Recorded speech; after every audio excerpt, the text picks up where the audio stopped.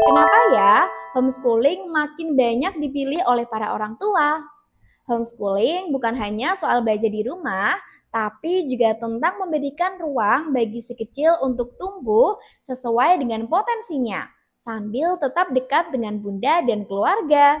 Jadi, bisa kita lihat bahwa homeschooling memang punya banyak kelebihan seperti fleksibel waktu, kebebasan menentukan metode belajar, hingga kesempatan bunda jadi lebih dekat mendampingi si kecil.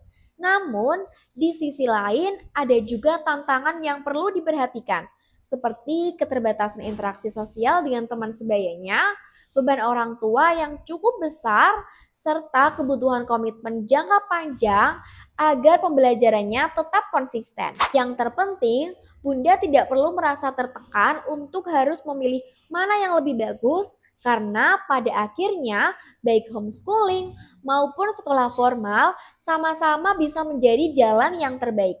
Selama orang tua tetap terlibat aktif, penuh kasih sayang, dan mendukung tumbuh kembang si kecil secara optimal.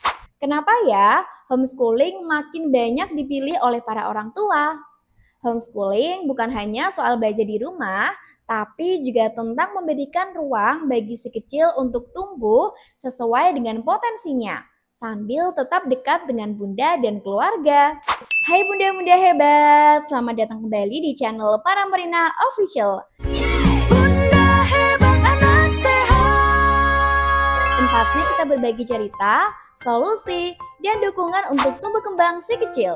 Bunda pernah dengar gak tren homeschooling yang sekarang lagi ramai dibicarakan? Kenapa ya homeschooling makin banyak dipilih oleh para orang tua? Homeschooling bukan hanya soal belajar di rumah, tapi juga tentang memberikan ruang bagi si kecil untuk tumbuh sesuai dengan potensinya, sambil tetap dekat dengan bunda dan keluarga.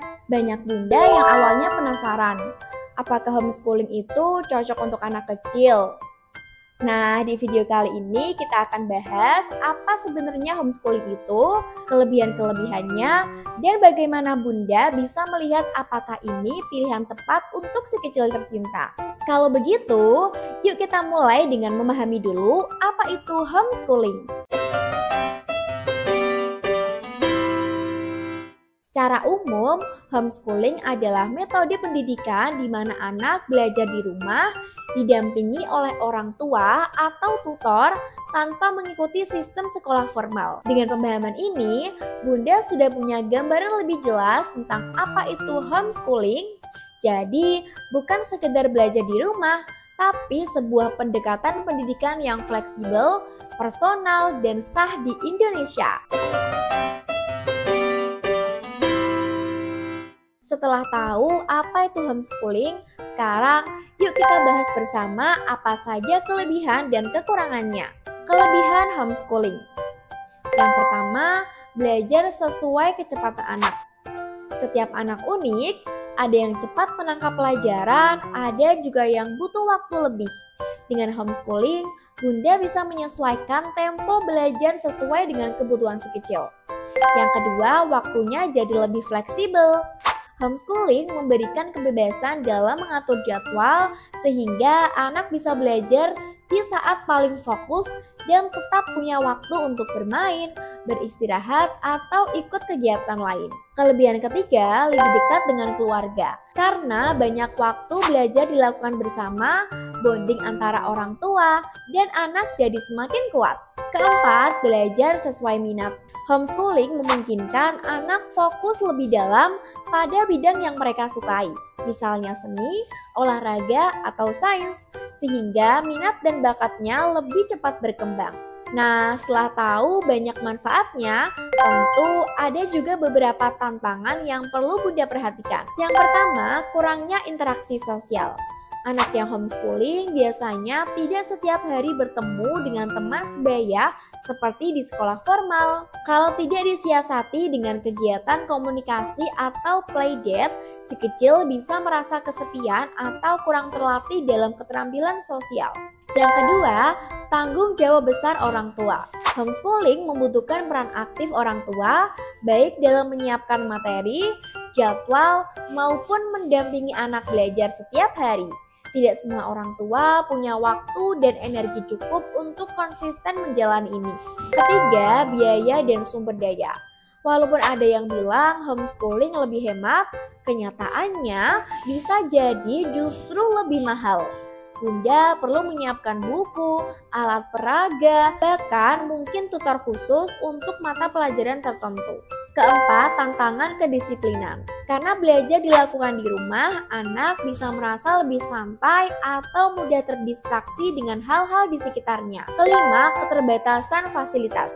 Sekolah formal biasanya punya fasilitas seperti laboratorium, lapangan olahraga, atau perpustakaan. Sementara di homeschooling, akses ke fasilitas itu mungkin terbatas kecuali Bunda berinisiatif mencarikannya dari luar. Jadi, bisa kita lihat bahwa homeschooling memang punya banyak kelebihan seperti fleksibel waktu, kebebasan menentukan metode belajar, hingga kesempatan Bunda jadi lebih dekat mendampingi si kecil.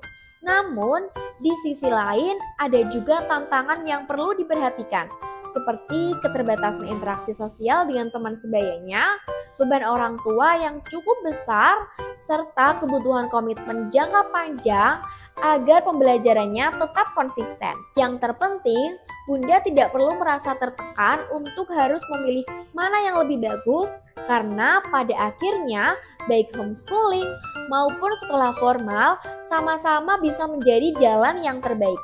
Selama orang tua tetap terlibat aktif, penuh kasih sayang, dan mendukung tumbuh kembang si kecil secara optimal.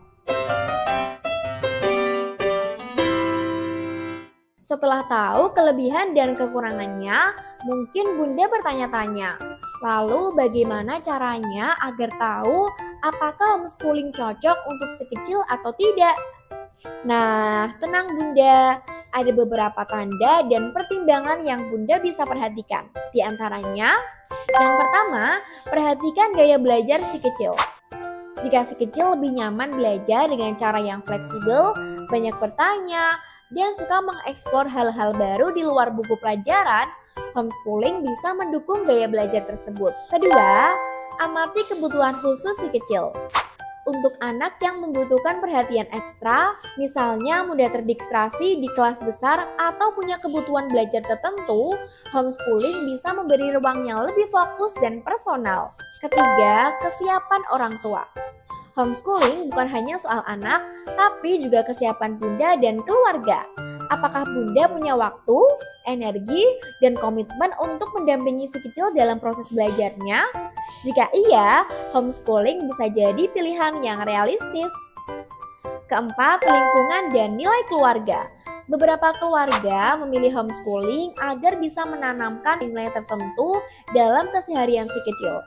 Jika hal ini penting bagi Bunda, homeschooling bisa menjadi jalan yang sesuai. Kelima, coba komunikasi dengan si kecil. Jangan lupa ajak si kecil ngobrol, Bun. Tanyakan apa yang dia rasakan, apakah dia merasa nyaman belajar di rumah atau tetap ingin merasakan suasana sekolah. Kadang, jawaban jujur si kecil bisa jadi pertimbangan besar. Pada akhirnya, homeschooling bukan keputusan instan, Bun.